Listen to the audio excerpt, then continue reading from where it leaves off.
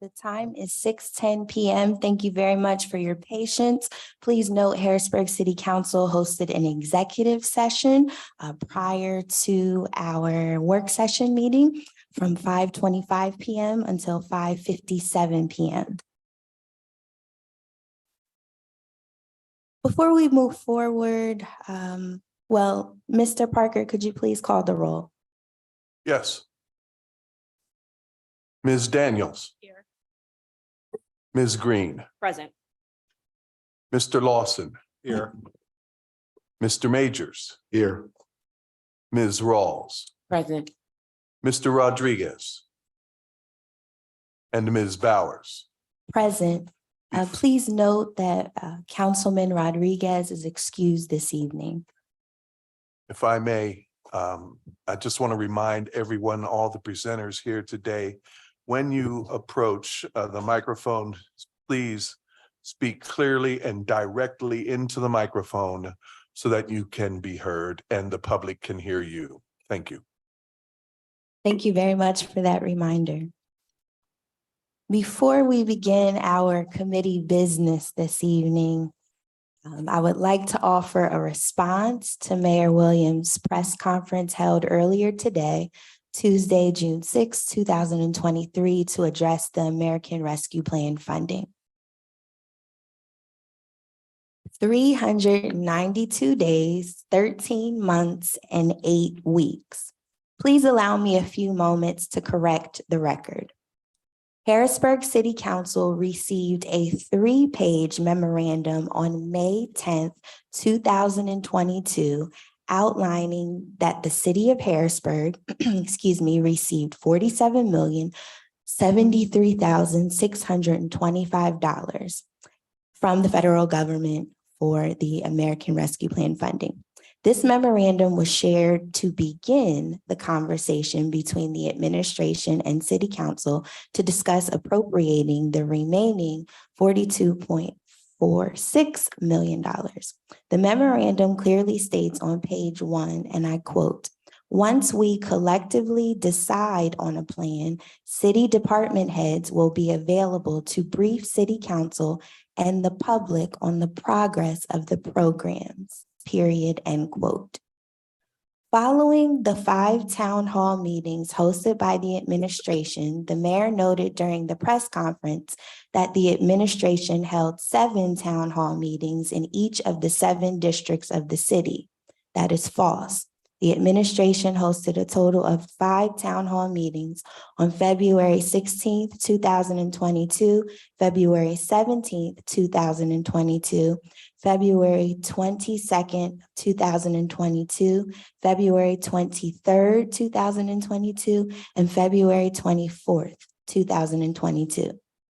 Following those 5 meetings, we received another 3-page document from the administration sharing minimal notes from the meetings.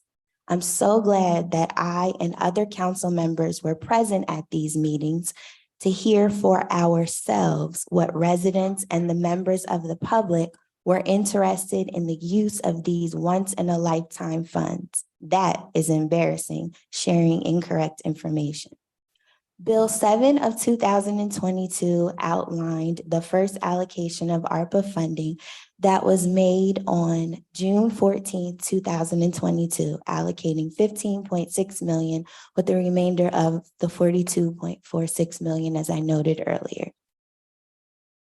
On March 7th, 2023, Bill 5 of 2023 was discussed during a work session where we received a full PowerPoint presentation of the administration's plans and use proposed for these funds. City Council then hosted 3 town hall meetings on April 12th, 2023, April 13th, 2023, and April 15th of 2023 to discuss the fuller proposal and determine if its contents were what residents and members of the public wanted to see in this one-time funding. From May 10th, 2022 to May 7th of 2023, the number should reflect 311 days, 9 months, and 7 days, and 43 weeks. Mayor Williams, we are wide awake and take our responsibility as elected officials in this city very seriously.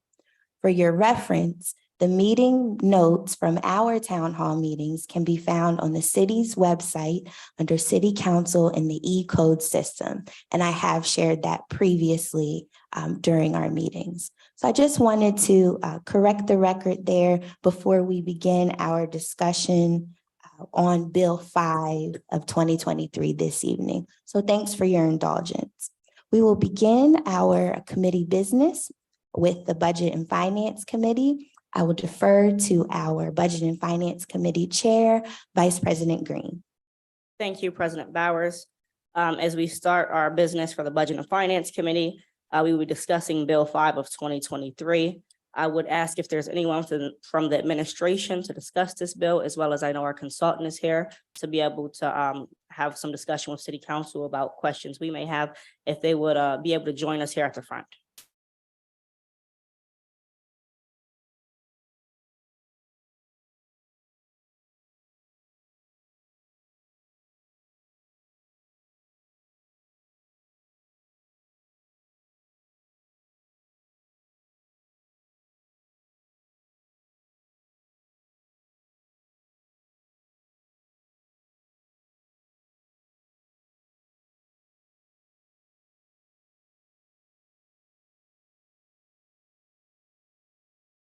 Thank you very much.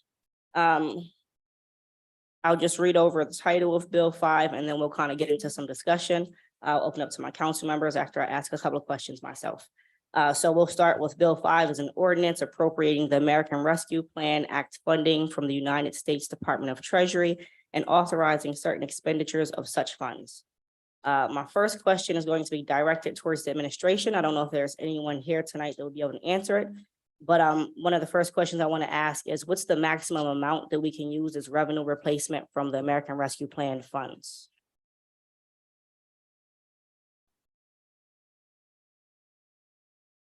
I don't know if anyone has that calculation tonight, but it's very gettable. All right. I believe the last one was $8 million. Mhm.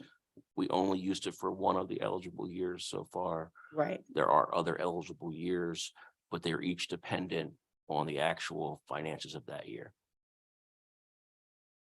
All right. We'll reach out to the administration to get that exact number. Thank you very much to our solicitor for providing that information.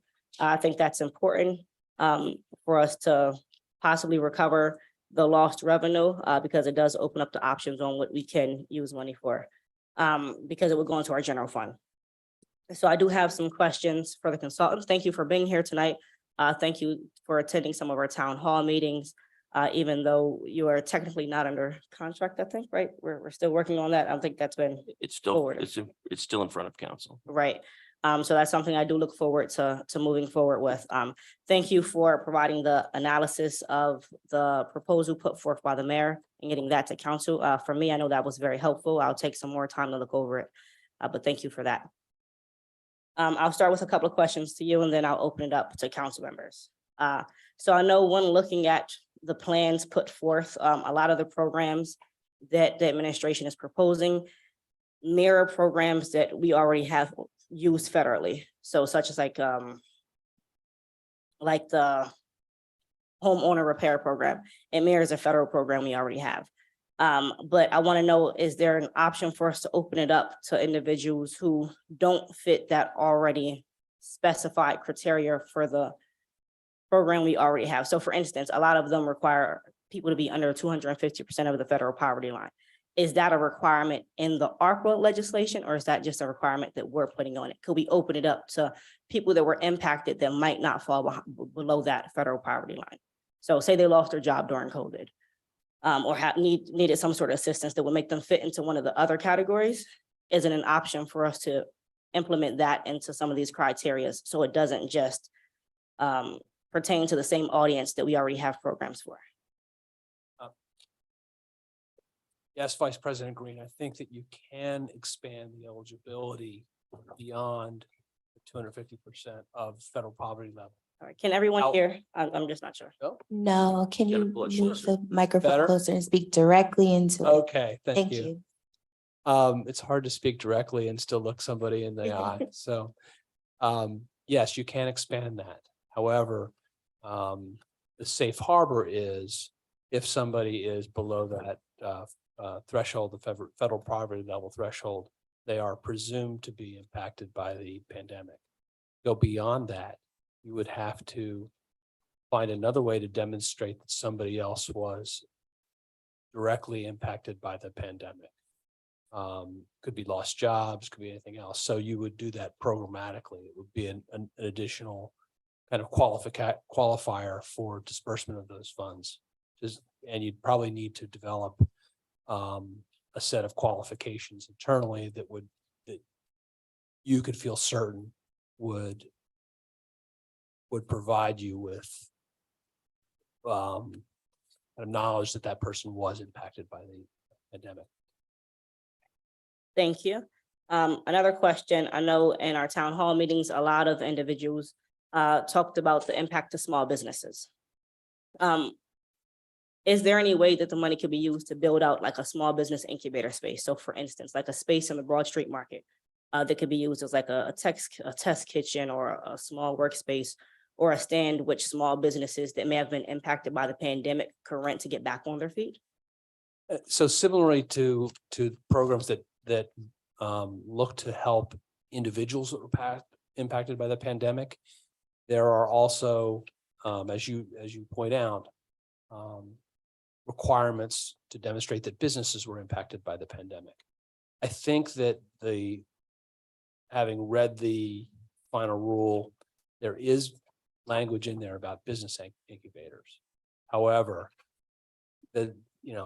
each and every one of these ideas is going to have to pass through, kind of an eligibility review with regard to the final rule. So while I would like to say yes, and that is kind of the bias that I take to this process is to look at these eligibility requirements broadly.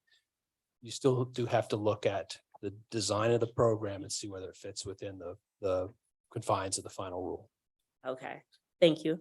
As we're looking at the purpose of this plan, right, the American Rescue Plan Acts or funding is based off of the impact of COVID.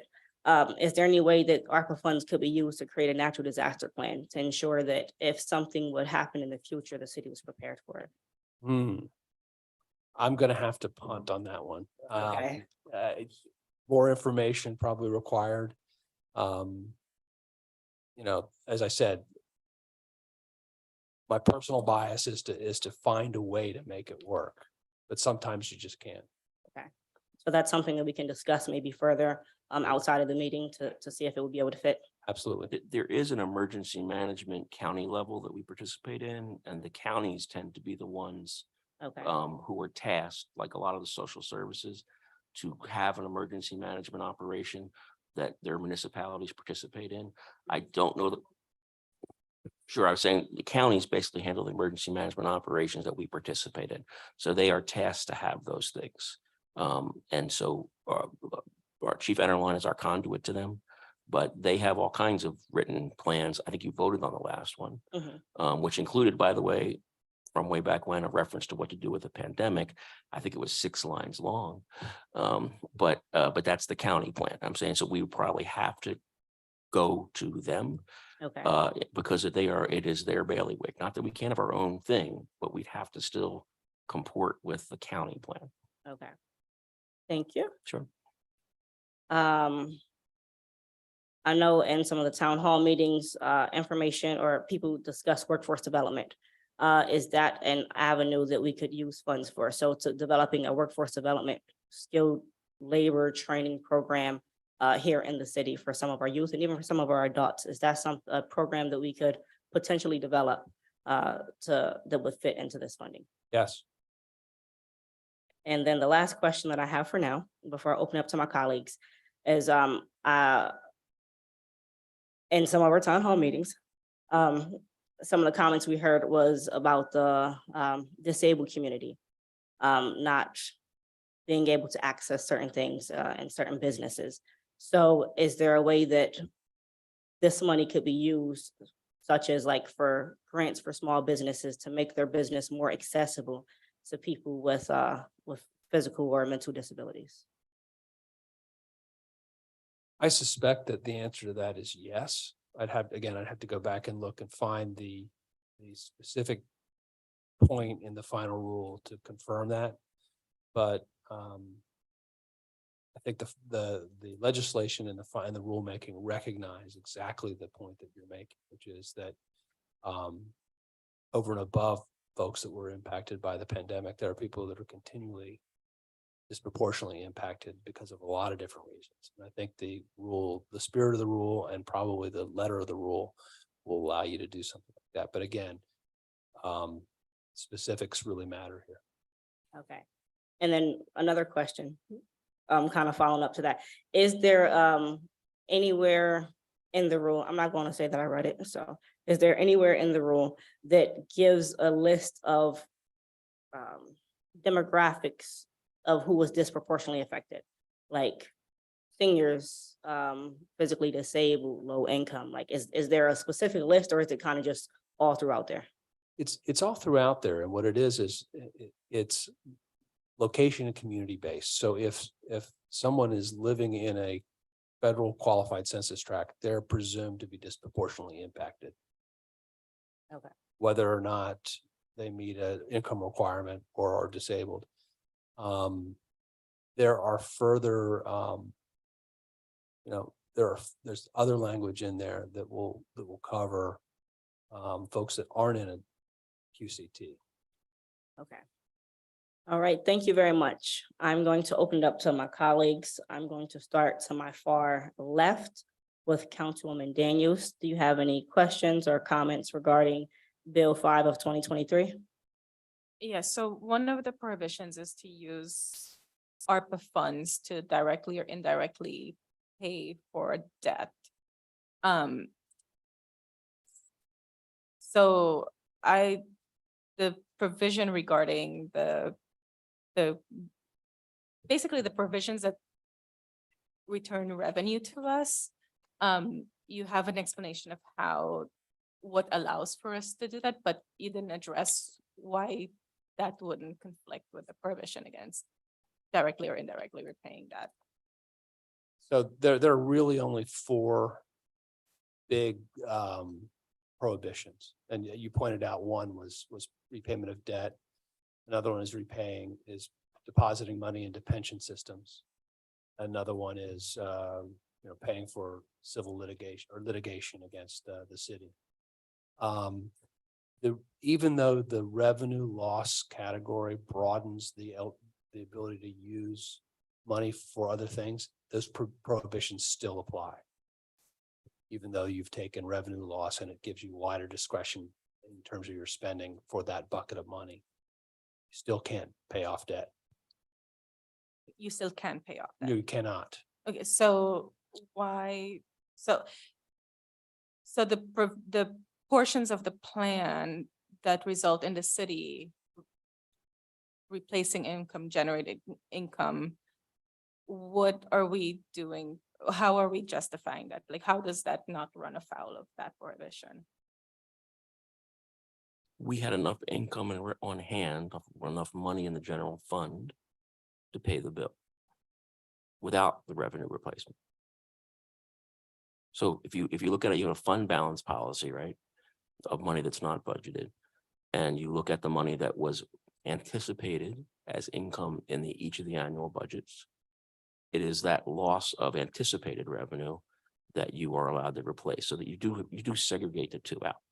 So you have X number of dollars in the budget you didn't get, and you are allowed to replace that revenue, and that then replaces the services you budgeted for in the next year's budget. That's how I think you apply it. So there's never going to be a clean line. You can't do it because general fund money is fungible.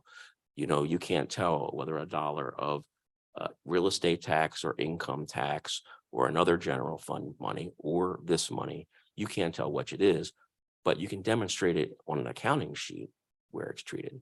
And so it would have to survive, an audit, which it would easily survive under this.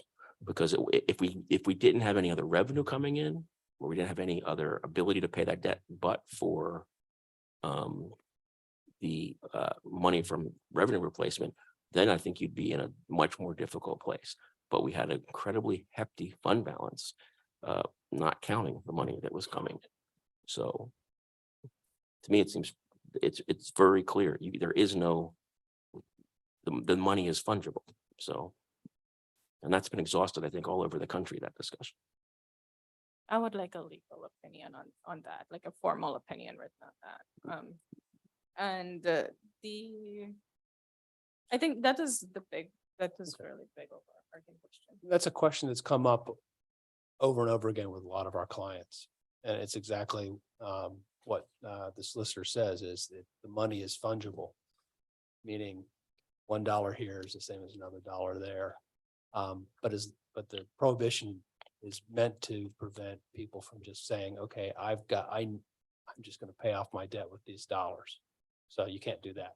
Right, except that we happen to pay off the debt right after we learned how much money we were allocated, and then we made the payment let me just say, there's a strong argument if the government wanted to claw back those provisions and they wanted to be, a pain in the butt about it. That would be really tough, given the timeline that we were looking at. But there is Department of Treasury guidance, so I will get you those things. That's it for me, thank you. Thank you. Councilman Majors, any questions or comments regarding Bill 5? For the consultant, just the period of performance for the COVID-19, given that the emergency expired May 11th of this year per Congress.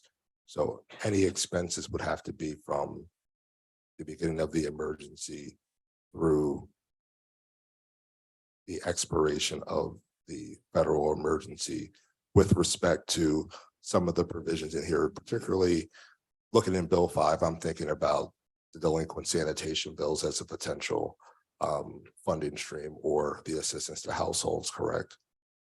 Yeah, generally, I don't know that it's specific as to the date of the federal emergency. I defer to the solicitor on that one. But in terms of the delinquent bills, yes, it's looking backwards, not looking forwards at this point. Okay. I looked at the solicitor too. I do not know if, I haven't looked at it from the lens you're saying, whether the cutoff is statutory by the end of the emergency or by the hard date that they put in there, or the earlier of. I would just have to go back and look at the language to see how they did it. Okay. All right. Yeah, that's just one clarification. And I want the other questions I may have may be more for directed at program, but we have the consultant up here. I'll defer to a little later. Thank you. President Bowers? Thank you. Thanks again for being here, and thank you for providing the memo detailing the possibilities with the funding based on the proposal that we received. I don't have any direct questions for you. Mine are more program related. So thank you. Thank you. Thank you. Councilman Lawson. Thank you. My question is, well, there are two questions.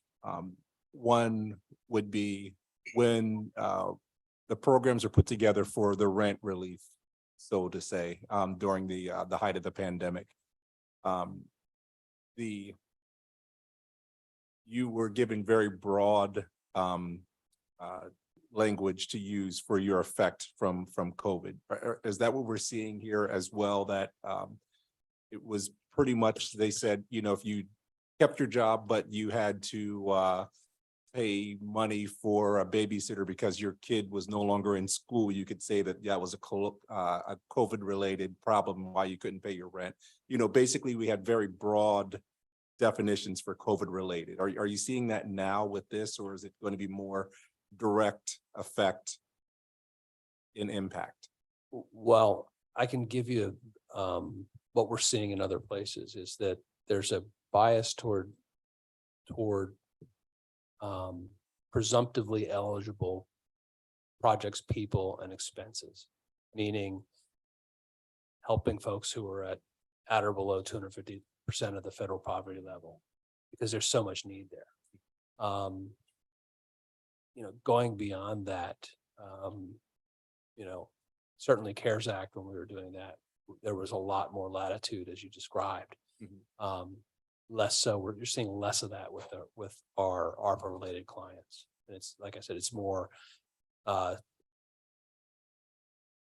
because they want to spend they need to spend the money before 2026. It's going toward more programmatically and safe harbor related uses. Okay. And then the next would be, are we allowed to place designations or restrictions on the spending of the money towards making sure that we're keeping like the minority business owner and minority contractors involved in the process of building out whatever we're agreeing to on this prospect? I don't know of any prohibition for me to do that. I don't know of it. There may be a prohibition to do that. So we would have to look at that carefully. There are court cases that you have to lay out information based on data. I think frankly, that's why some of the census tract stuff helps, because it's an automatic eligibility. As opposed to having to come up with demographic data you can defend for the decision, which would make it challengeable by those who didn't fall into the demographic, that they were not given the same opportunity. That's sort of a legal conundrum of this stuff, but the census tract data is very helpful to the city of Harrisburg in programming. It just is. And that lets us sort of design things around that and have a safe harbor when we're making decisions that we're satisfying the federal government's definition, because it's their money. So it's very hard to put it in without details. That's why we were doing the disparity study on city contracting, was to have that data, because the court said you have to have it and your decision has to tie to that data. Now, whether there's an exception somewhere in the ARPA regs, I will look, but if there's an exception, great. But otherwise, we're stuck with where the courts have left us. I should have punted that one to the lawyer first. Right. And then the follow-up to that is on certain state contracts, they would have you'd have a necessity to have a certain amount of participation to be eligible for the contract. Could we not draft something very similar? We are trying to head there. The Commonwealth did what I was just saying. We've now been undertaking. They undertook 2 diversity studies. One the Department of General Services oversaw and one that PennDOT oversaw. And it was based on those studies that they could then create demographically and tie to it, to that regulatory scheme. We did not have that kind of localized data to apply. And that's why we undertook the diversity study, which hopefully then leads to an ordinance on the other side. That's what we're trying to go. Okay, thank you. Thank you. Councilwoman Rawls. Thank you, Vice President Green, and good evening, Mr. Beckett. Am I saying that correct? Yes. Okay, thank you. And thank you for your report. It was very detailed. So thank you. I'm sorry. Most of my questions have been asked and answered. I just still had one question that wasn't asked, and it pertained to the school district and how, if there was any eligible expenditures where municipalities can help their local school district, because students were affected by COVID and they are a part of the community. So is there any money where we could help the district implement or develop programs that could be placed in the schools to help raise the academic achievement? There are numerous eligible expenditures that you could do with that in the final rule. I can leave with you a listing of all the eligible expenditure categories, and you could see that there are a number of them in there that have a lot to do with, addressing learning deficits that occurred because of the pandemic. Absolutely. The only caution there is the school district also has its own pot of money, right? Right, which I do know. So Right. just how can we work together? Because I think they are willing, but we didn't know if we were able to and what that looked like. So knowing that we have that, I think they would be more than willing to work with us to help rise that achievement gap. So you would be able to email all of us that list of programs, or you already have it? I with- can give you a hard copy of it and I then think, email it. yeah, I think the best thing to do would be to Email. email it to our city clerk, and then he would be able to email it forward to all of us. Would that be acceptable? Certainly. Okay, And Councilwoman Ross, we would have to look, a lot of our federal money has the condition that we can't use one pot of federal money with another pot of federal money Okay. for things like a match. right, which I So will we just let have you to know. see what the hoops are Okay, in terms of cooperation, because I think ARPA intended it to be a cooperative regional effort. But we just have to make sure if we're doing it, that we're, doing it the right way. Right. And so you would look at that too, Mr. Grover, but also Mr. Beckett, you would look Right. at that as well to see if we were. we would all have to look at that Okay. and on the eligibility side, so to see what hoops have to do. There's a thing called Title II in the federal government that dictates the audits that we have for all of our federal money. And ARPA is very clear in its ordinance that it comes under that same standard. Okay. And so that standard has been fairly restrictive in the past, and it's when local governments, including us, had to give back money, is because we didn't hit a checkbox on the Title II money. So we do, us and the school district both have to be careful that we don't run afoul of the auditors are not the same people that give out the money, they're just different people. So I understand it. Thank you, Mr. Beckett. That's all that I have, Vice President Green. Thank you. Thank you very much. You're welcome. I believe, are there any other questions for Mr. Beckett? So as of right now, I don't think we have any other questions for you. Thank you for being here tonight. If you would still remain around just in case we have any other follow-up questions. And then one more, Councilman Lawson does have one. Sorry, just one more. And I'm assuming because we're sitting here, we haven't heard anything about it, but this latest debt deal, that doesn't affect the money that we're discussing today, or does it? it does not. It does not. Just wanted to be certain. Thank you. Thank you. At this time, if the representatives from the administration could come up to the table so that if we have any programmatic questions, we can address them to you.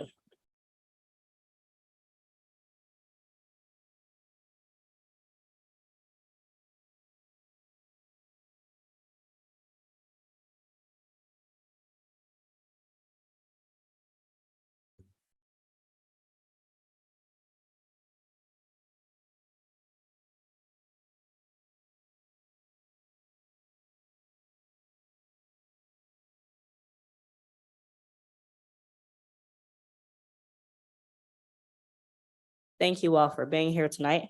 I'm going to start by opening it up to my colleagues if they have any questions specific to our department heads or the administration regarding Bill 5. I'm going to start to my far right this time with Councilwoman Rawls.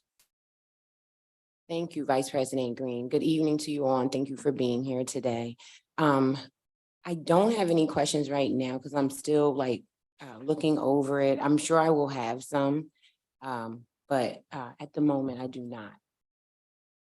Thank you. Councilman Lawson. Thank you very much, Vice President Green. And then I have a question for Mr. Baker. Just I figured I'd put you up first. The only reason I'm doing it just because as we went through the listening meetings, several people had come to us and expressed concern about the spray park, and they wanted to know if we had gone down the path of looking at replacing the current pool or creating something that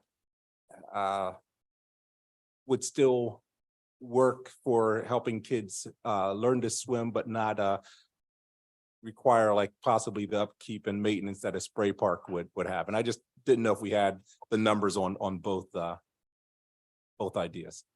So to replace our current pool with an additional pool, we would never put in the same footprint as what we currently have. So that's just not something that's an industry standard anymore. Our current pool is far too deep. It's not conducive to today's standards.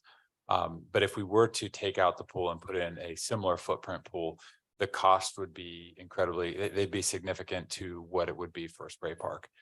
So we would be excavating, we would be, filling in a lot of area, and then we'd be pouring new concrete, new infrastructure, new piping. It'd be, I don't want to say similar, but there would be a lot involved. So as far as cost savings go, I don't believe we would have a huge cost savings. The cost would probably be less than what a spray park would be.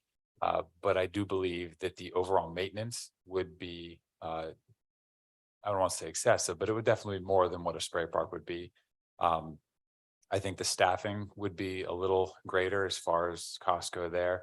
But it's a six half dozen situation here. I think what we're looking for is more of a forward thinking, entertaining, engaging situation that we can put our youth in.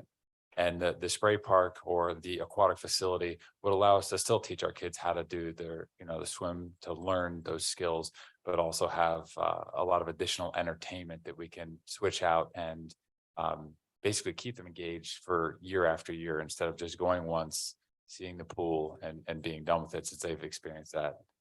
So that's kind of our thought. We really did think this out. We've gone through many different scenarios, different price structures, and this seems to be the most engaging and long-term bang for your buck type effect that we could do for the city. Okay, thank you. Thank you. Just kind of as a follow-up to that, Mr. Baker, I do remember during some of the town hall meetings, you mentioned that it's a possibility to make the aquatic center splash pad more of a year-round thing. Does that significantly increase the cost? Like, does that take it from 8 million to 15 million? Or, Right. just realistically, is it something that can actually be done, or is it just like an idea that we probably couldn't afford? So is it something we can afford with our current budget? We'd have to reduce the scope of the spray park, but we can afford it. It is not cheap, but if it increases, let's say we get more than double the amount of time out of the area and we're only shut down for a couple of months a year, it very well might be worth it.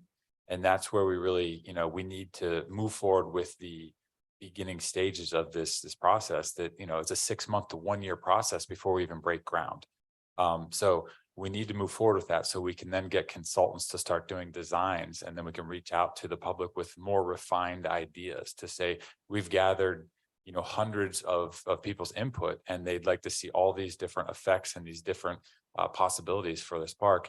What do you think if we were to add this, this to all of those? Because it's not undoable, but basically it's a give and a take. We don't want to just keep spending and spending and spending. We want to be responsible with that. But I personally feel that it would be worth the money that we'd spend on it, even if we had to reduce the initial footprint. And the beauty of a spray park is we could still have the infrastructure there, but not necessarily spend all the money that we were going to originally to put every single structure up. And then let's say years in the future, each year we buy a large structure if we're either able to get it grant funded or general funded or possible revenues, donations, you name it. I fully believe this will be a small business incubator. This will be a job skills training area for our youth. We have over 100 kids already in the summer program for Parks and Rec. And this is going to be something those kids will learn, not all of them, but the kids that are interested in it, there's no reason they can't learn the maintenance side for something along this line.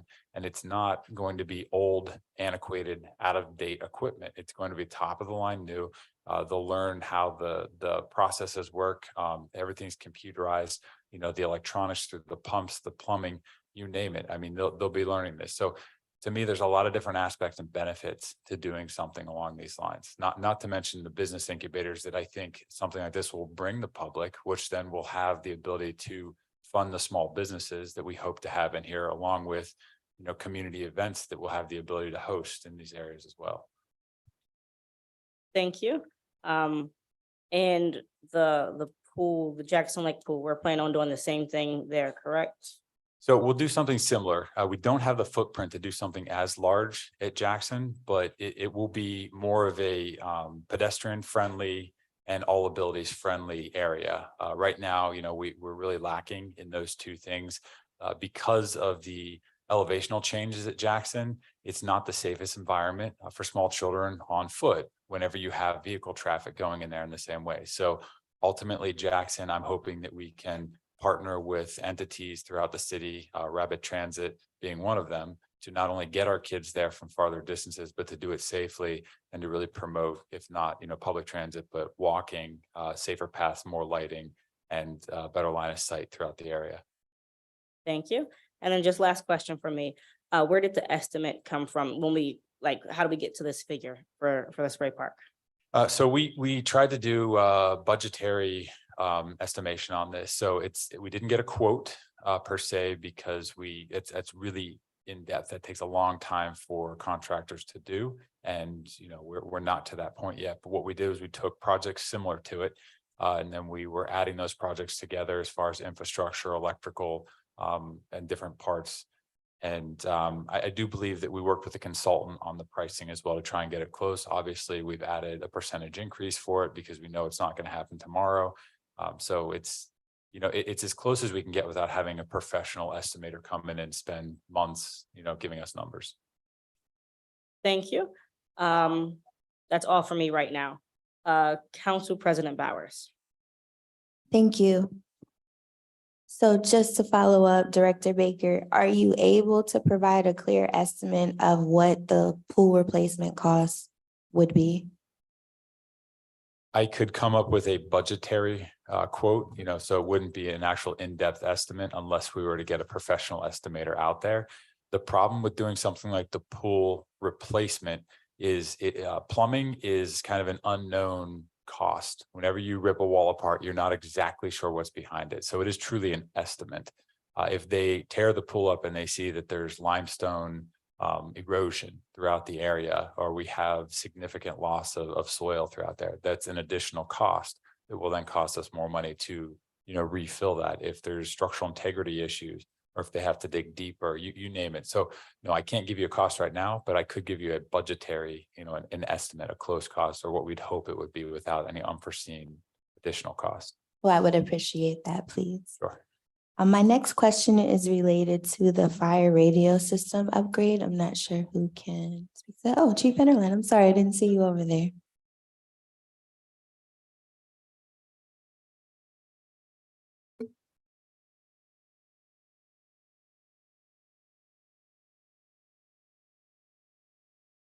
Good evening. Good evening.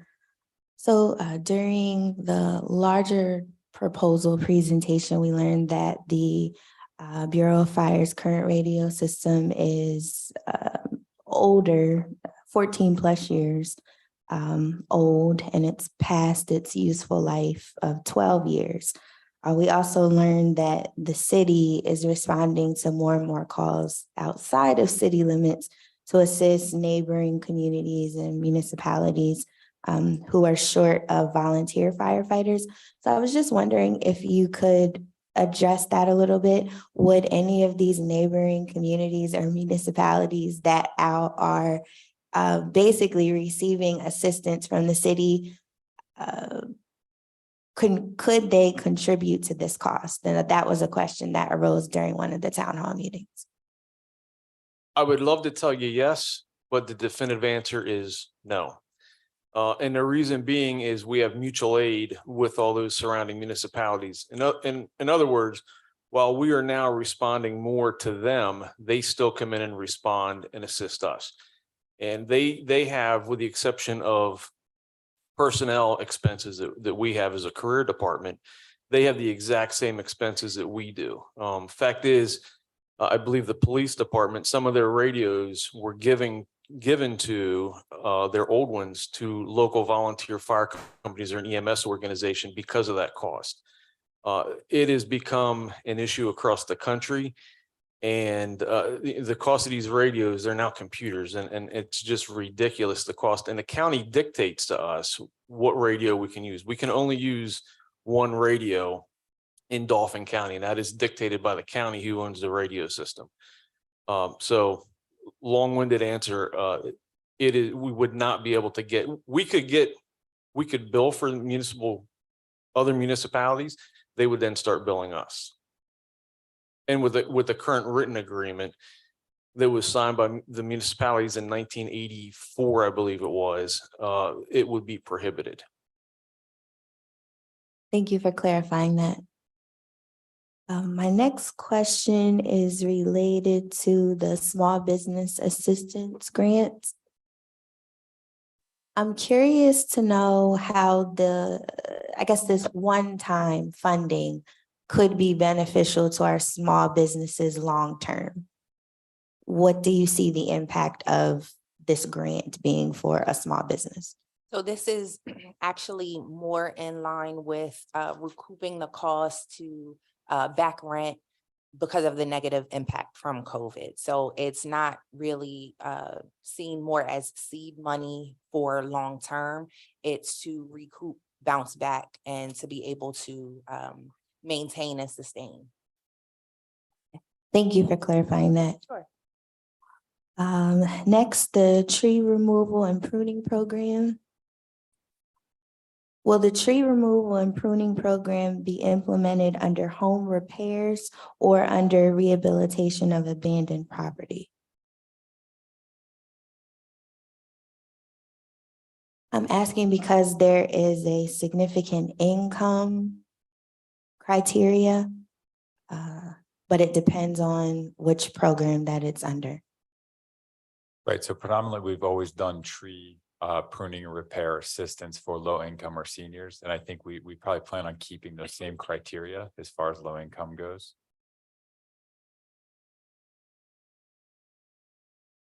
Okay. It's noted here that if the program is implemented under, so that would be the home repairs, then the recipient households would need to meet an income restriction or otherwise qualify as an impacted household. It's clearly noted in Dauphin County, the income limit is $65,880, or they could qualify by having experienced unemployment, food insecurity, or housing insecurity due to the pandemic. The age of the homeowner is not a qualifying characteristic. We often have the conversation about Dauphin County's median family income being much larger than city proper income. So that's why I was curious which program, because if the program is implemented under the rehabilitation of abandoned property, then it would be I think it would lean more to the population you're talking about. I mean, not to For the sound census tract. uneducated in this area, but we'd like to be able to do the most impact for the most at need for the funding. So depending on which category you put it in, I mean, that's really our end goal is, so if you have the means to remove the trees, to prune the trees, to have the line of sight, take care of the dangerous areas, dangerous trees, we'd like you to do that. But obviously, if you don't, we'd love to have the ability to then keep the rest of the area safe to do it for you. The other option is if the program is established or implemented as an establishment or restoration of an urban tree canopy, then it would be a systematic citywide program instead of small areas. So that's another option. So I think when talking about this program, we should really consider which route we're going. That way it's clear of the impact that we would see throughout the city. If it's a small area of targeted homeowners, or if it's So with $500,000, believe it or not, we can spend it fairly easily in the span of a year or so with tree removal. Unfortunately, we just experienced a tree job we had to contract out that cost almost around $20,000.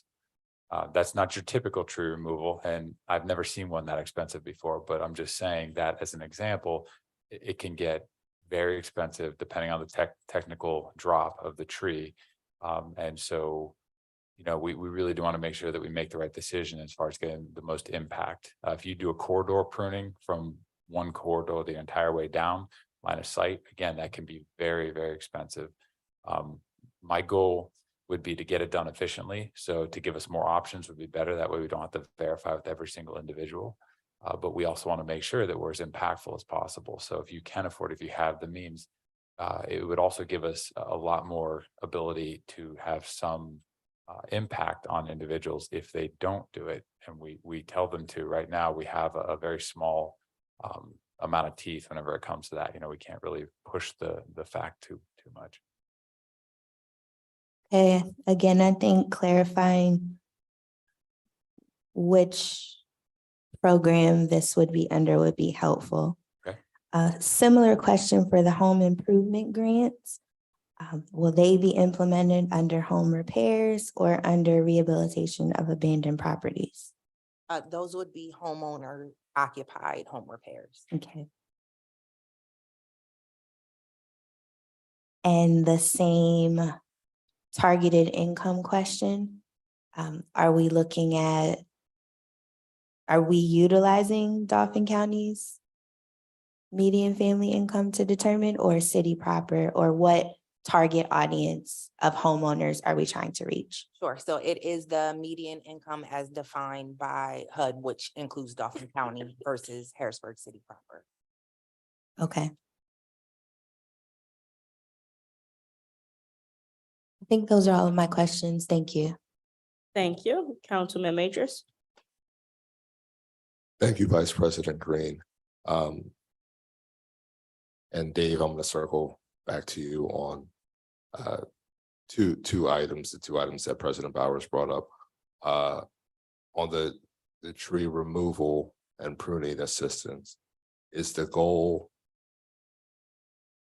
to focus on street trees or trees on individual property? The goal for us would be to focus on street trees. It's going to be life safety first, line of sight, and it will always be street trees. We can handle our park trees internally. We've been doing that for years. Right now, we're just inundated with street trees that need to be addressed.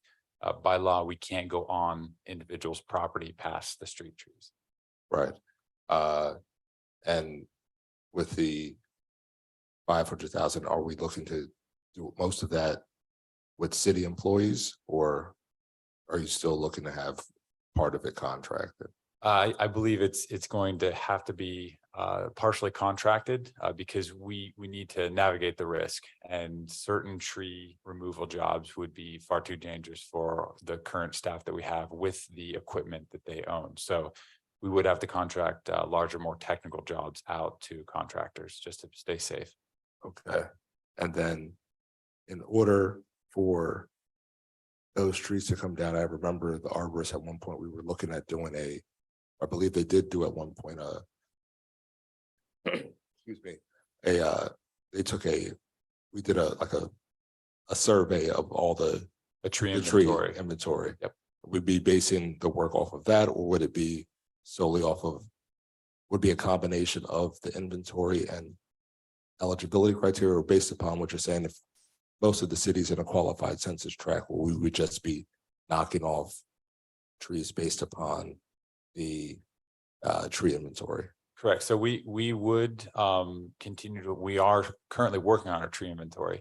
So we would, perfect world, we'd use a tree inventory 100%. Obviously, we get calls on a daily basis with tree issues. So we're continuously assessing trees. And obviously, even if it's not on the tree inventory, if it's an imminent danger and it's a qualified individual, we will address that as soon as possible, even if it's not on that inventory list. But to your question, yes, we would utilize that list. We'd work from that list, and we'd make sure that if we either contract or internally work on things, we work in corridor areas. So we get, the most efficient work done as soon as possible, unless there was a imminent danger tree, which then we'd have to go to that portion of the area to work on. Okay. And then there would be we wouldn't be in a rush to spend the money, because would be ARPA money. We would still have the amount of time that would exist within the ARPA to spend that 500,000. Given understanding the amount of work we want to get done in a year, we still do, as a city, budget for street tree repairs. And so to specifically answer your question, we wouldn't be in a rush to spend it for worries to lose it, but we are behind, we're on a clock for these trees. We have an aging population of trees throughout the city. I understand. That's really our push to get this passed, just because, as everyone's seen, they're coming down, and we want to do what we can so we don't. We had over 30 trees fall in less than 15 minutes, well over 30 trees in just this small area. we're going to be out for weeks working on this. We've had crews working almost around the clock trying to take care of this tree issue. And it was a miracle we didn't have, more damage and life safety issues than we did. So that's really like my personal push is to get as much, structural pruning, line of sight pruning, and any dead or dying trees removed. So we don't have so much of a disaster response as opposed to, taking care of it before it becomes any sort of a life safety issue. I understand, it's part of my line of work, but we cannot plan for a microburst storm to impact the city that do that much damage across infrastructure. No matter how many trees we take down, Right. there's always going to be damage that comes from an intense microburst storm. So I understand and I appreciate all the hard work that the Public Works Department is putting in on top of having a contract. So this is just a question in terms of spending that money here on the trees. So I know your team is overworked right now, and we appreciate the hard work that everyone's doing on the trees and to get the city back into work in order after a storm of that intense finite magnitude. Next question with respect to the splash pad. Again, that is the estimate was just for the one Jackson Lake. Okay. In Hall Manor, I'm sorry. It's Hall Excuse me, Manor. Hall Manor, sorry. In Hall Manor. And I know at one point we were talking about, I guess that's also a part of the Reservoir Park plan, was having splash pads in other parts of the city. Yep. So we're talking about a spray alley in Reservoir Park. So it's like a micro, very, very small, like just enough to get wet, to cool off a little bit, but it's in no way, shape or form a spray park. So you think of a spray park like a miniature amusement area, and a spray alley is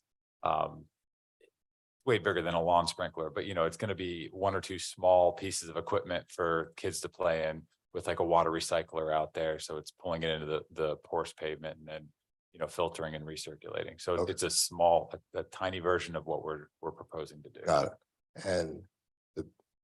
And we did get a full cost estimate breakdown from a contractor on the estimated cost for the spray park.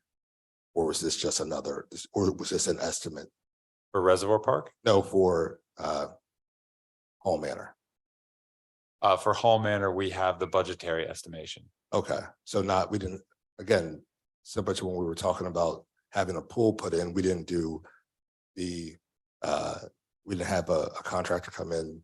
And so just like we would have to do for a pool, we would still have to have someone come in and look at the plumbing if we were going to move towards a spray park versus a pool.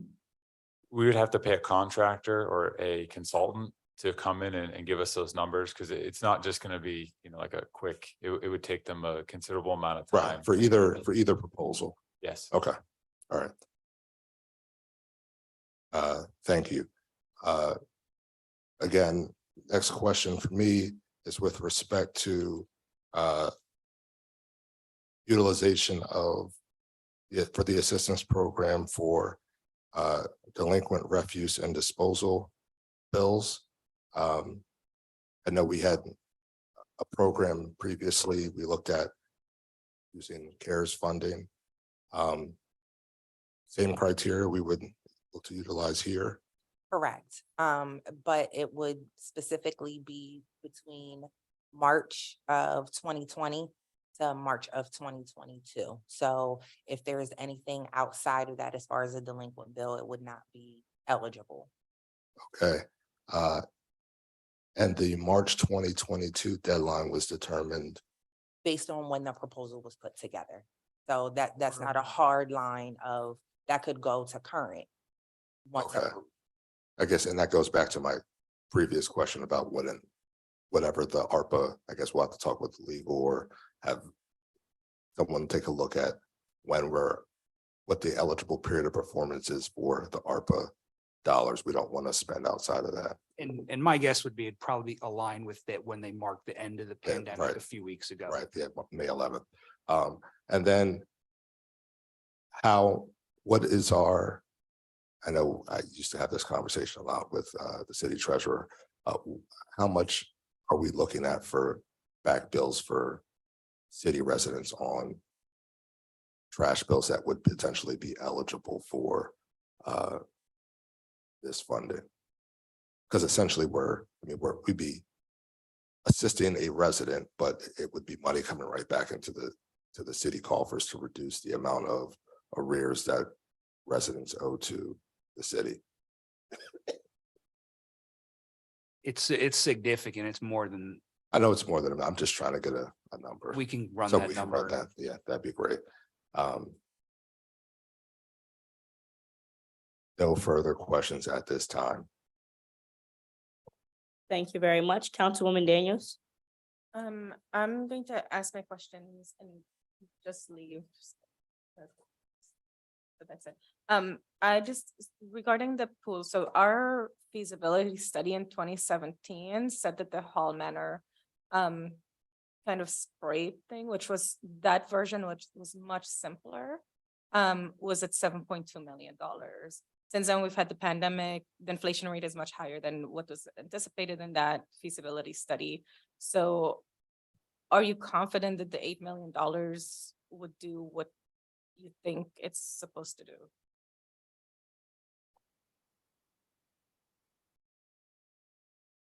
I mean, I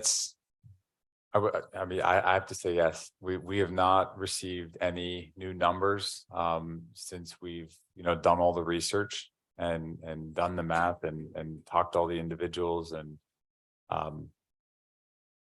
as I said, whenever we spoke about using a partial dome to increase the time that kids could use the pool, it's all going to be dependent on the size of the project. So obviously, if costs show that they're going to be significantly higher than what they were proposed at a couple of years ago, then we reduce the scope of work.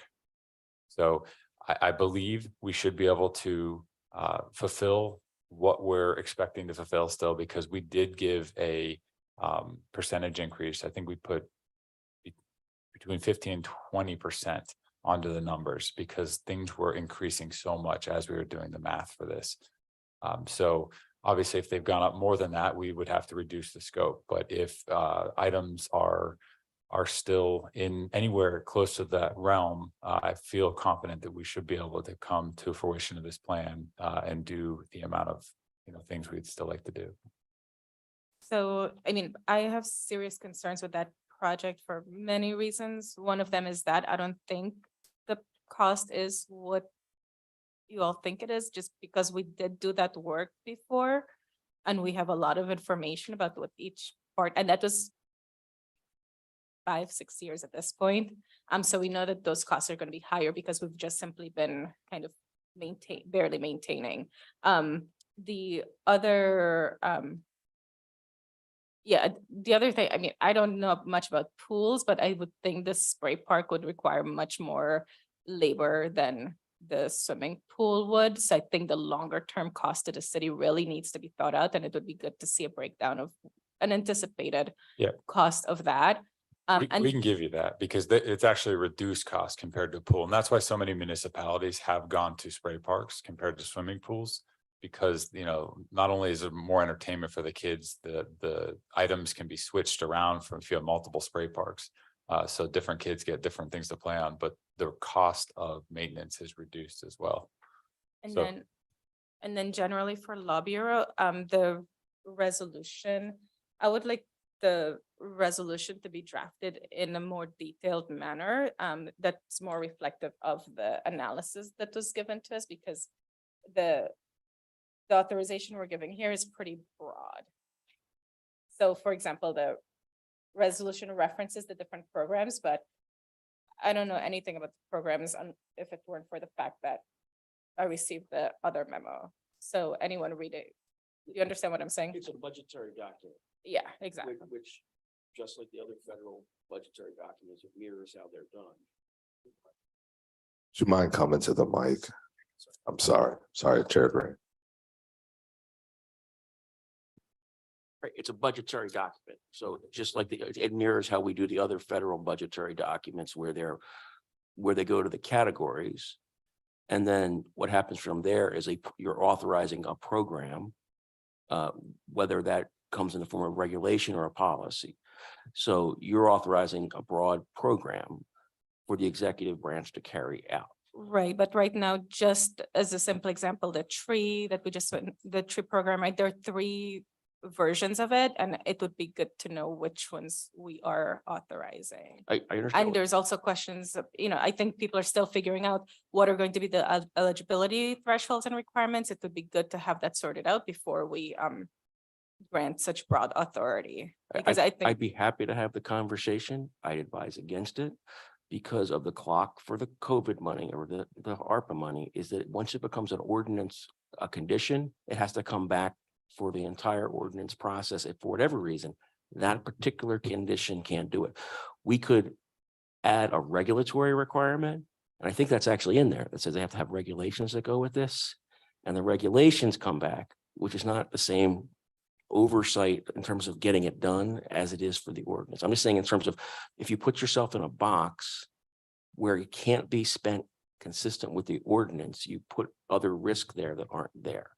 Because that risk that the ARPA program itself has the statute, you create a risk. So I'm not saying, of course, council has oversight. What I'm talking about is how to structure a rule to do it.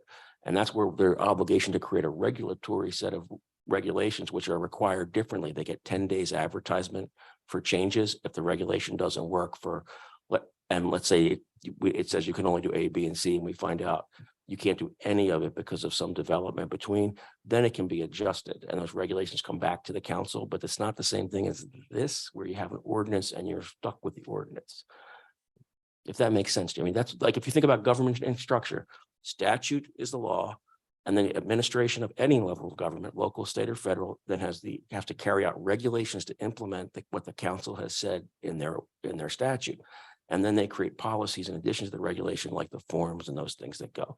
So structuring it in that traditional manner provides flexibility where we don't risk losing money because we've locked ourselves in unintentionally or inadvertently on a statute that then doesn't get changed.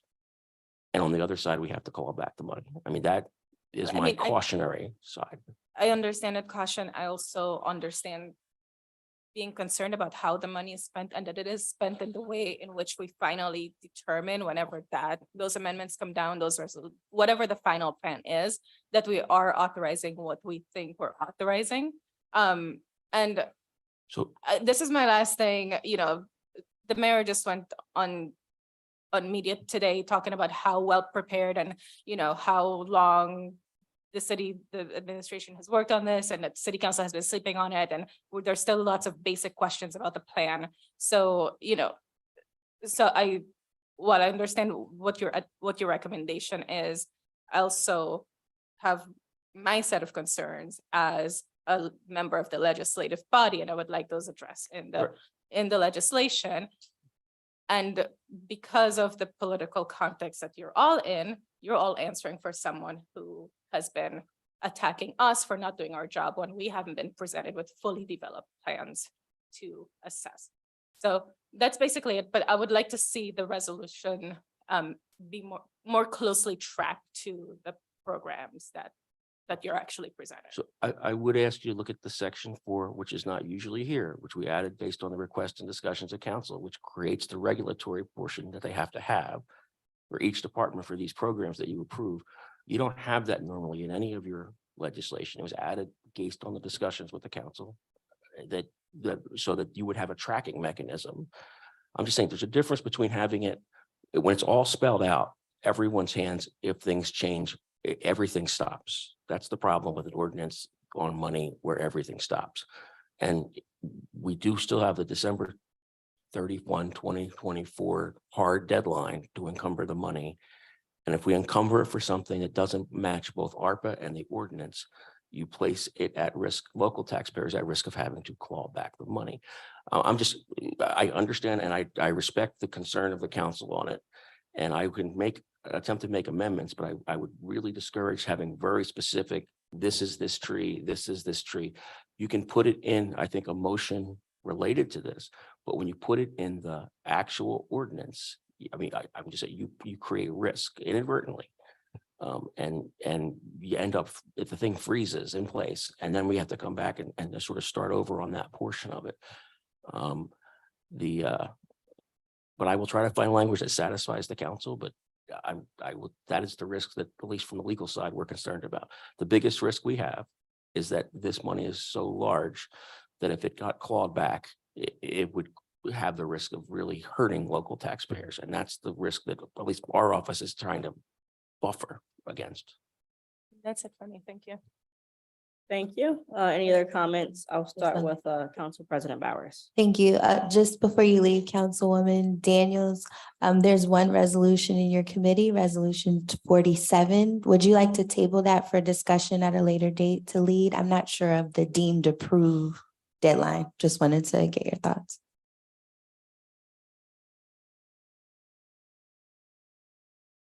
Do we know the deemed approved? It should be date written for on that? the front of the memo, President. If you just wait 1 second, I can hopefully find it.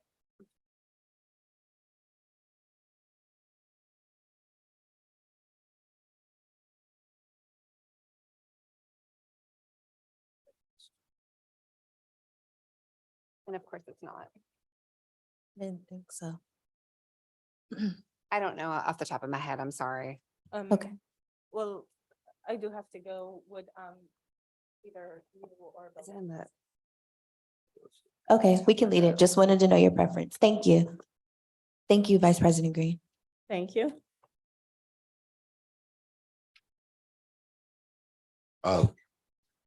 Yes, just for me, just one last question that I think I brought up at our last meeting, but I'm not sure if I got 100% clarity on it. So I know we're looking at demolition of homes as a property, abandoned properties, and our affordable housing piece as potential uses of these funds. Are we looking to do any partnership there so that as we're potentially looking to demolish abandoned and blighted properties, that if we're looking to do affordable housing projects, we're making sure that those projects can sort of sync, so we're not just leaving vacant land and looking to do more projects that can put more properties back into the city. Is there any collaboration between codes and building the housing on those projects?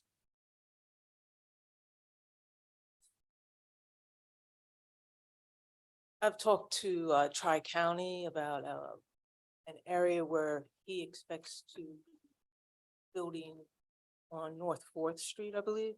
And I was looking at taking houses down in that area that are collapsing.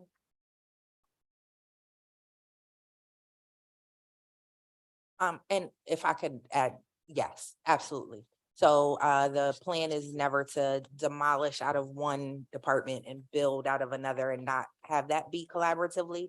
And that's absolutely something that we can look at in the regulation as far as not extra points or incentives, but making sure that land development plans are very, very clear of what their intentions are and being able to work with what happens to a plot of land once it is demolished. Okay, and then to that end, I guess as we're looking at potential regulations, if we could look at maybe having an MWBE component or apprenticeship program or apprenticeship partnership there, because again, if we're going to have more affordable housing programs, we want to make sure that we can avail ourselves of potentially using local talent and ensuring that those folks have opportunities. I know part of what we're talking about is having, workforce development. And if we're not having workforce development that includes our residents on projects in the city, then I think this is another that would potentially be a lost opportunity for using these funds that we may not see us have as much flexibility moving forward. So thank you. And regarding, if I could just add, I'm not sure if you all received the policy that was created for the affordable housing as a potential, but that absolutely touches on MBE, WBE, Section 3 requirements as related by HUD. So that language is in there. And then, of course, absolutely open to suggestions, additions, deletions to make sure it's strong enough. Thank you. Anyone else have any questions or comments? Seeing none, this was a good discussion tonight. I believe we did ask for quite a bit of information from department heads as well as from the consultant as far as different programs or different parts of programs that were proposed. So with that being said, I'm going to ask that this is placed on the legislative agenda for June 27th for a final vote. I would ask that the information that we requested tonight be provided by June 14th, which will be next Wednesday. And we will have the city council clerk follow up with each individual that we requested the information from, just so that they know what we are looking for. And that time I'll meet with some of my council members individually, as well as reach out to the consultant, some of the department heads, so that we can ensure that we have everything in order come June 27th, so that we can move forward with this, hopefully. So that concludes the Budget and Finance Committee. Thank you very much. Thank you very much, Vice President Green. We will now move to the work of the Building and Housing Committee. I will defer to our Building and Housing Committee Chair, Councilman Majors. Thank you, President Bowers.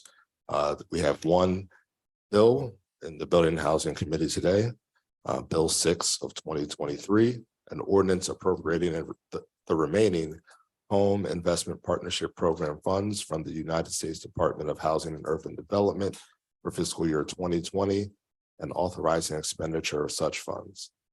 And see, before us, we have Director Hill, if you wouldn't mind giving us a brief overview of Bill 6. Sure. So relative to some of the conversation that we just had with the last piece of legislation, so this is specifically drilling down for Paladin on the Bethel Village project. So overall, the home improvement partnership funds were already approved as far as a high level, but after the authorization use of funds is given, council then appropriates the money specifically to a project. So that's what we see here. So Paladin Development Line 53 on this bill is 300,000, which Bethel Village was previously discussed, applied for from program year 2020 home funding.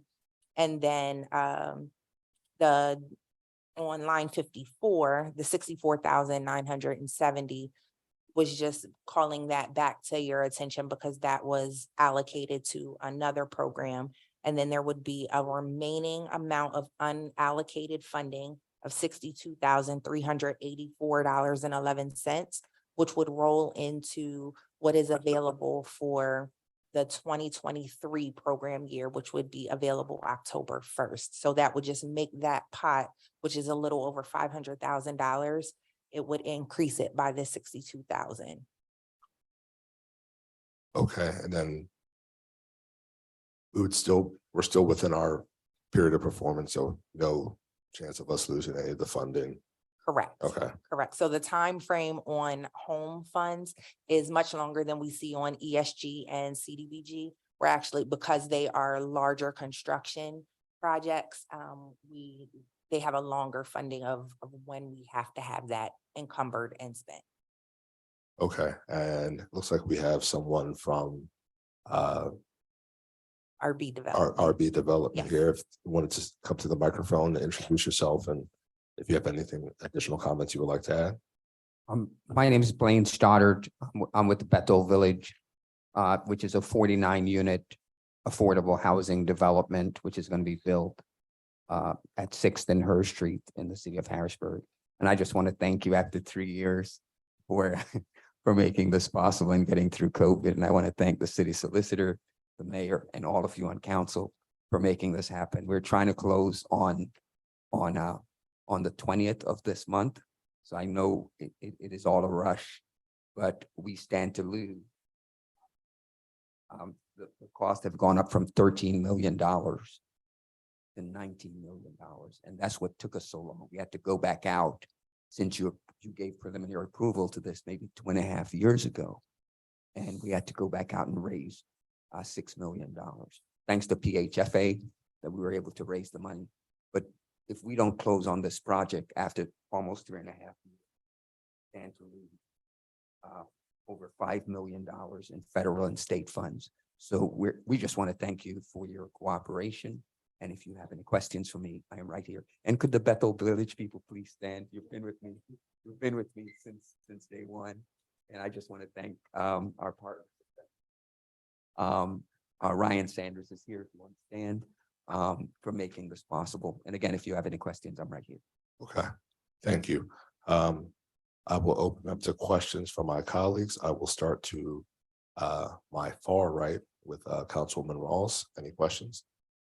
Thank you, Councilman Majors. I don't have any questions. I just, I do remember I wasn't on council yet when you were answering questions about, I was just in the audience. So to see you, I don't have any questions because you've answered them before. I do know it's an important project. So you didn't give up. Thank you to all of you. It wasn't easy, but you went out there and raised the money, which it shows that when you really want something, you get things done. So thank you. Mr. Chair and Madam President, I do have an executive summary, an updated executive summary if you'd like it. Yeah, if you could provide it to the city clerk and we'll get it shared with the members.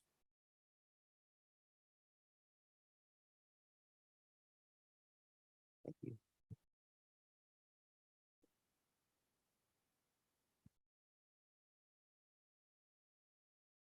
That's it for me, Councilman Major. Sorry if I didn't say that. No, I was with you. All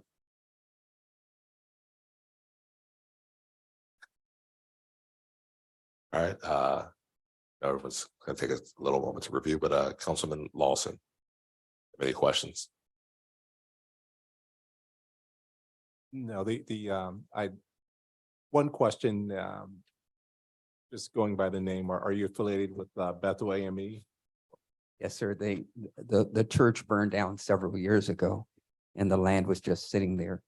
And the pastor and Ryan Sanders, Mr. Harrisburg, came to us and said, you know, because I have extensive experience developing affordable housing across the state. We've done Erie County, Allegheny County, Philadelphia County, Delaware County. And so they came to me and said, could we help? And we went out and got all the investors together. But this is amazing. You guys talk about income a lot. The average income in Harrisburg is around $44,000. This project is going to be eligible to seniors 62 and over that make less than $30,000 and as low as making less than $1,000 a month. And they'll have a brand new 1 or 2 bedroom apartment to live in with all these services and a parking lot. Thank God for COVID, we now have a parking lot with the state across the street. So it's just turned out amazing because people don't come into the city anymore. So the state leased us the parking lot. I mean, it's just, it's kind of divine, Pastor. That's wonderful. That's wonderful. And also looking, as we touched on the disparity study that was provided by the county and seeing as how many of our minority business owners are not employed. I'm looking and I'm assuming that you're going to reach out to some of our minority contractors when it comes time to put the shovel in the ground. We've already started to meet with the minority contracting community. We hired JEM, a woman-owned business that's been meeting with the minority community. The people, we have to start out with demolition and so on. So we're sure we have some minority businesses that are already on deck for that. This is going to be a wood frame construction building. So we're looking for more carpenters and more black and brown people in the carpentry business, but we're moving forward swiftly on that. And we've already begun, even before we put a shovel in the ground, to have these partnerships in place.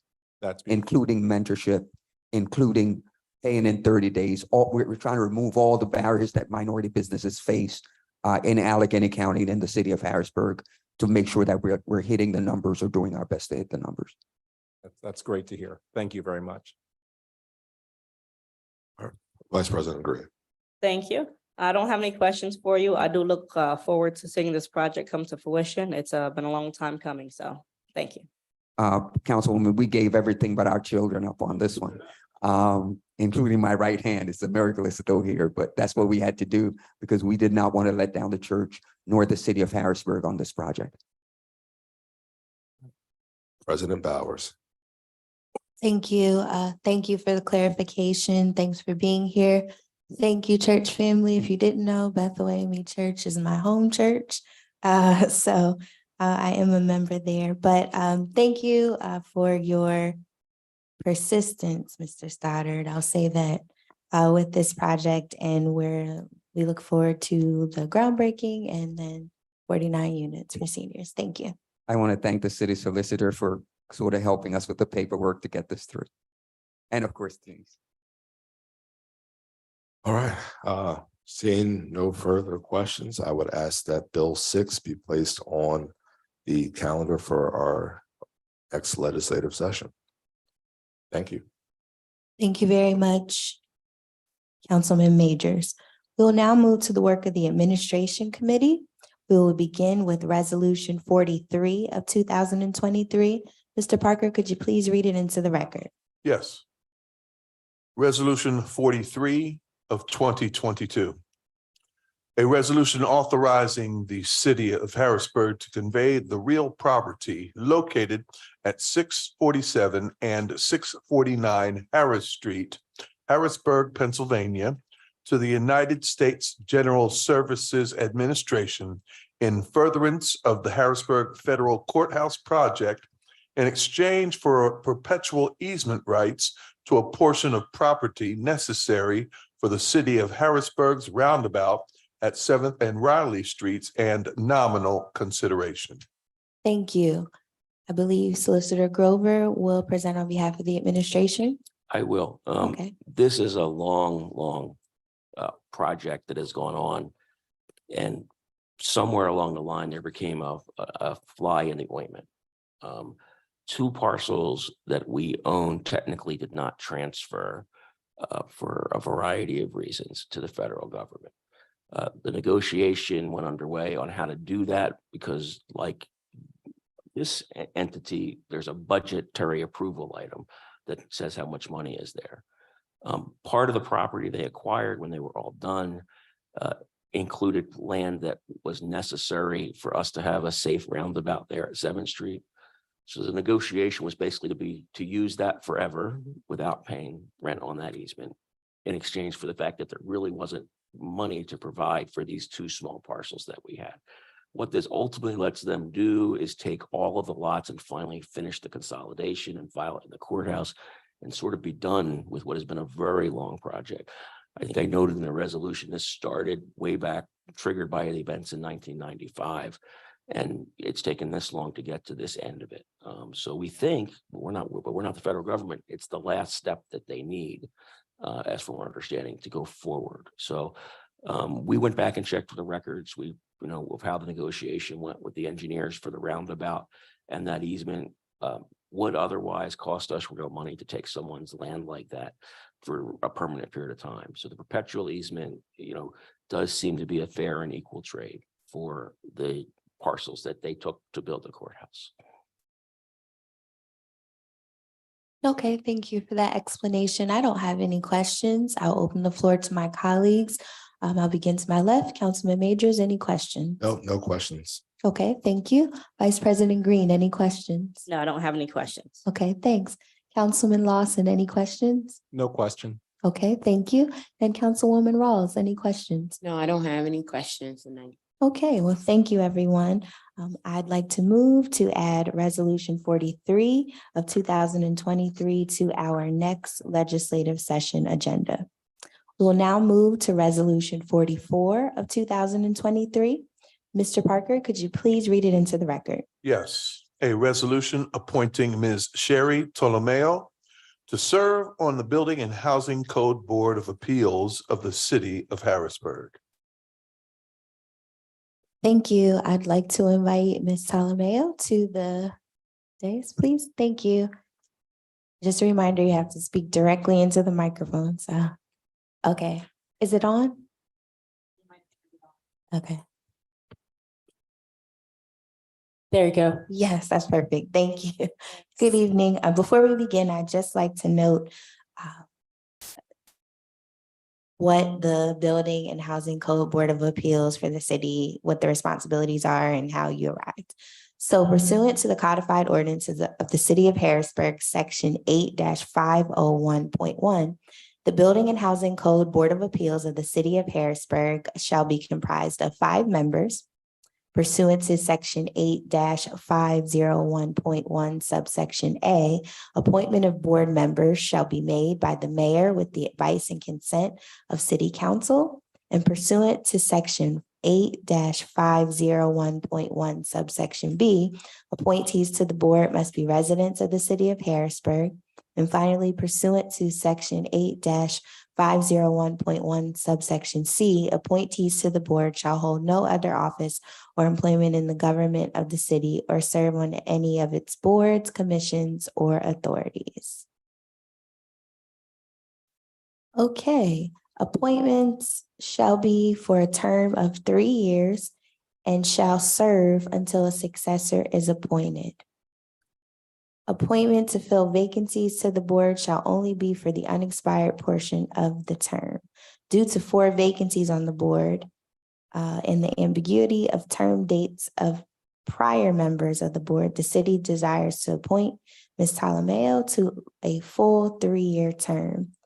So your term shall commence on June 1st, 2023 and expire on June 1st, 2026. Always like to review those, but if you wouldn't mind taking a moment to introduce yourself and please share what impact you believe you'll be able to bring to this board. My name is Sherry Tolomeo, and I've been a resident in Harrisburg. I live in the city. I've owned a business on the Carlisle Pike in Mechanicsburg for 4 years. And I've started owning a business. I opened a new business 6 weeks ago here in Harrisburg on 6th and Pear Street, and called Sauce Boss. And I'm very excited to bring a lot to the community and jobs and opportunities. And I'm very excited to, work on the board to be creative and have good ideas and bring safety and everything, being involved in codes, and hopefully expand a lot to the community with my presence. Wonderful. Well, thank you for your interest in volunteering to serve. I don't have any other questions. I will open the floor to my colleagues. I'll begin with Councilwoman Rawls. Any questions? Thank you, President Bowers, and thank you for being here tonight with us. I want to make sure I'm saying your name right, Ms. Tolomeo. Tolomeo, okay, okay. I'm excited for Sauce Boss. I haven't been there yet, but I like how it's named after old mafia. Yeah. So we don't have a lot of mafia ties, so I'm not Italian. I I'm didn't not think Italian, that. but we I do mean, make really the good name pizza. didn't give away anything, don't worry. No, but it's exciting. So I do thank you for opening up a business in the community that you live in. Yes. Small businesses are important. I think, like you said, codes are very important, building as well. And just wondering how will you make sure when there are code appeals that people are being treated fairly? If issues do arise, it could be with language, it could be with understanding, anything. Just wondering how you make sure it's inclusive and people are being treated fairly. Yeah, I have a really broad, I lived in Pittsburgh and I lived in Philly a lot. So, and I was in a medical field a lot. So I have a lot of understanding and empathy and just variety of, cultures and different things. And I think that I'll do a good job. Yeah, I do too. Thank you. That's it for me. Thank you, Councilwoman Rawls. Councilman Lawson, any questions? Thank you.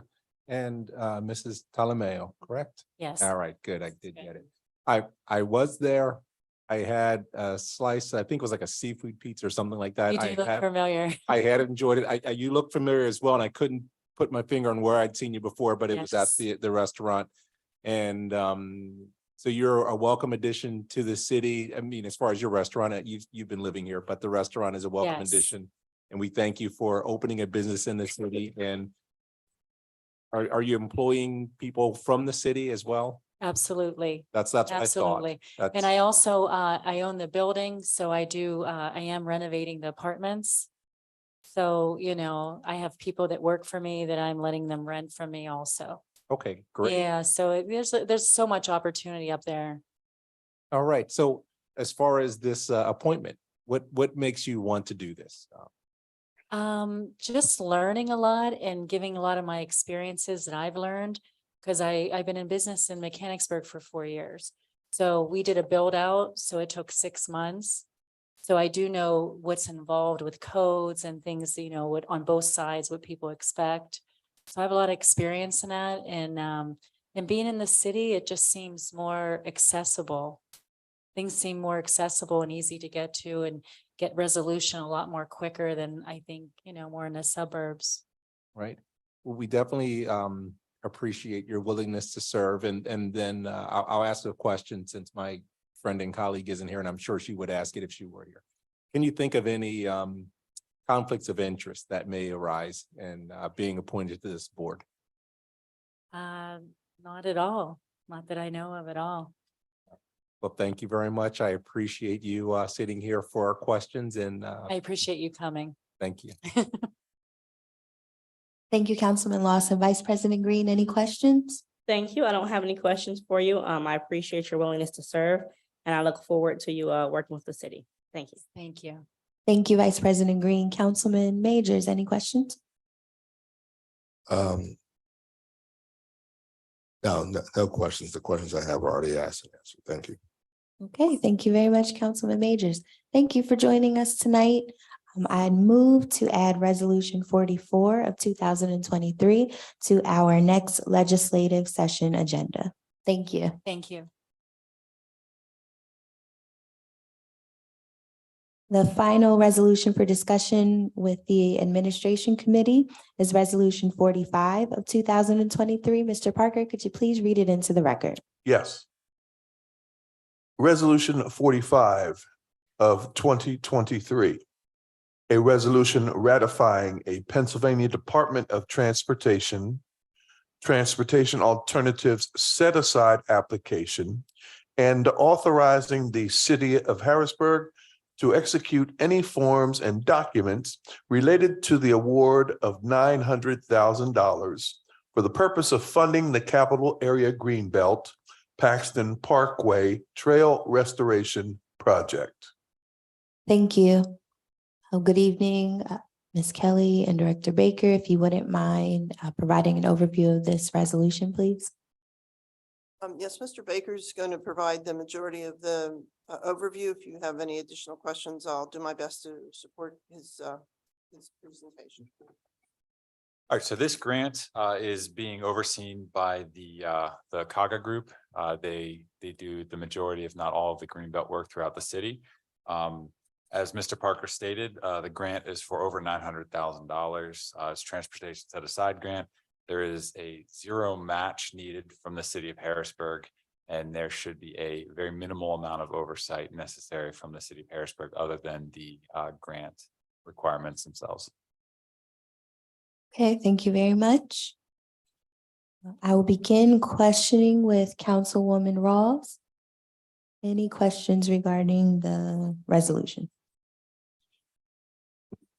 I just had one. When would the project start? When would the restoration start on the Greenbelt? Because I feel like we have a lot of projects going on with the Greenbelt. I mean, usually it's grant funded, completely understood, just know there's a lot of upkeep and updating on it, rightfully so. A lot of people use it, but I was just wondering, when would this particular project start and end?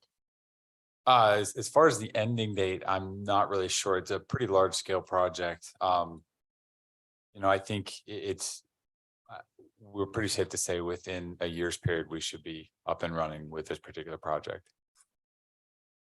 Okay. All right, that was it for me. Thank you. You're welcome. Councilman Lawson, any questions? No questions, thank you. Okay, Vice President Green, any questions? I don't have any questions. Thank you. Okay, Councilman Majors, any questions? No questions. We always appreciate the work that city does with CAGA, so. Thank you. And just for Councilwoman Rawls, I believe we have a late August let date that we're obligated to hit to get the beginning bids in for the project. Thank you. Thank you very much.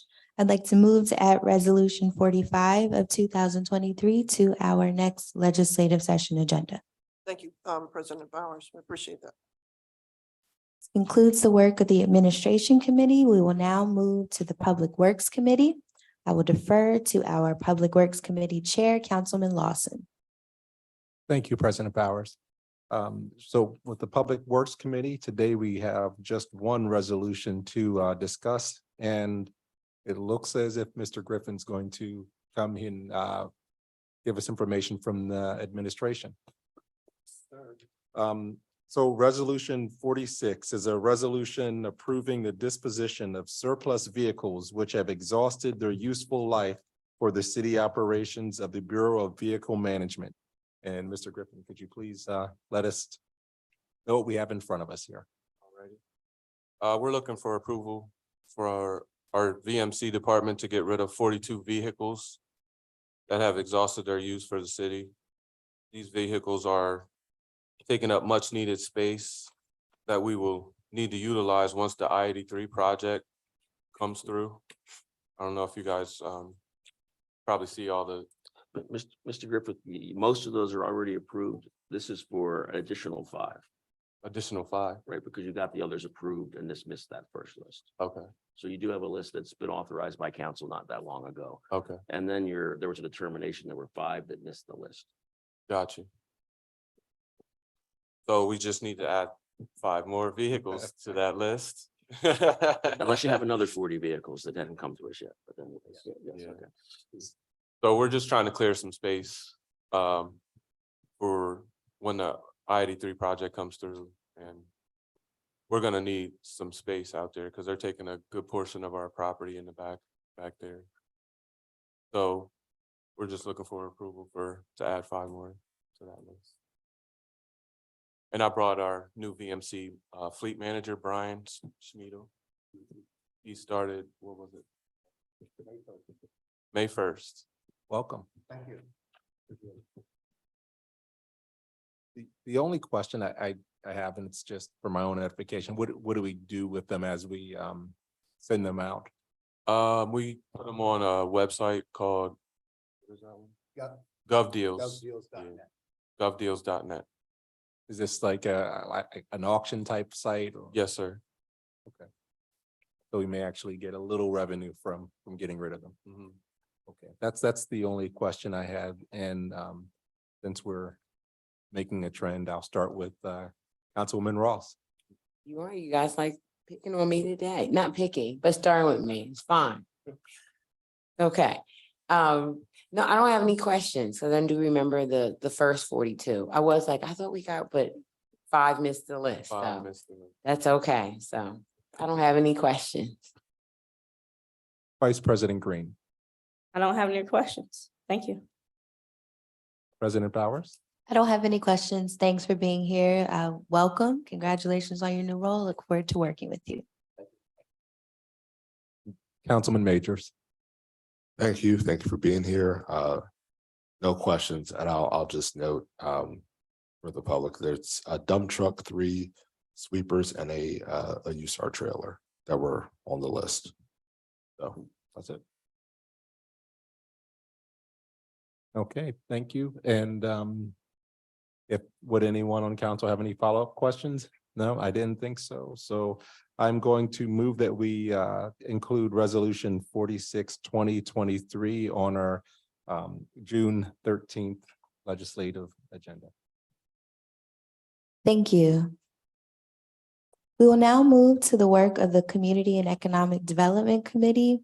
In the absence of our chair, I'll lead the discussion on Resolution 47 of 2023. Mr. Madam Chair, just Oh, so you excuse me. know, it's late June is when the Oh, deemed approved. It was a March 27th submittal, so. Okay. I'm just let you know, so you have the option of what you want to do. okay. Thank you guys for being here. I would actually like to table this. I'm not sure what questions our chair may have for this resolution. So I apologize for your time this evening, but we will be in touch for a future discussion. Yes. So the deemed approved deadline is the end of June. So council will have to take action before the end of the month on this. There's one more work session date, 2 weeks. That's correct. So that would be where. Then they vote on the 27th. That's, The the 20th is the work session. So that's what we would extend an invitation back. Thank you. I apologize for the time spent, but thank you. Thank you. In the absence of our public safety chair, I know he will be very enthusiastic to discuss Resolution 48 of 2023. I would ask to move this to our legislative session agenda. That way we can suspend the rules for discussion, because I believe the first date is June 17th for the hotspot Saturday. Or May 13th. So. I know. Yes. Okay. Well, Yes. I saw two different flyers. So, yeah. So yes, we will table this one too and provide Councilman Rodriguez, our public safety chair, an opportunity to lead the discussion for Resolution 48. Is everybody okay with that? Okay, thank you. At this time, we would like to open the floor for public comment. Just a few housekeeping notes. If you wouldn't mind stating your name and your address for the meeting record. If you don't feel comfortable sharing your address, please share the vicinity in which you live. You'll have 2 minutes to share your public comment. Mr. Parker will serve as our timekeeper. I'll begin to my right. Is there anyone that would like to offer public comment? Okay, seeing and hearing no one, anyone in the middle section?